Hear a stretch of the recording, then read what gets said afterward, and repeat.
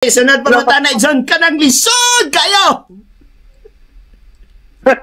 Okay, Pastor, kung na ako'y mabasa litro po litro sa lain nga version ng Biblia nga ang baboy at ipakaon, di mo ba kining dawaton? Ay, madagan nga. Wala mo konsi, gamito ni Mana. Kini? Boys Bible? Pangka na mo ba? Di ba may Boys Bible? Dili mabasa sa Griego nga pinulungan. Walay baboy or pig sa Griego nga pinulungan sa buhat, yes! Gidugang lang na sa mga bugos nga translation. Digid mo mulusot basta si Pastor Bacalaris o ang 7th Adventist minute tabag. Di ba? Tama? Boys Bible? Sunod ka ng lisod kayo nga pangutana. Kanang paninton ta. Go!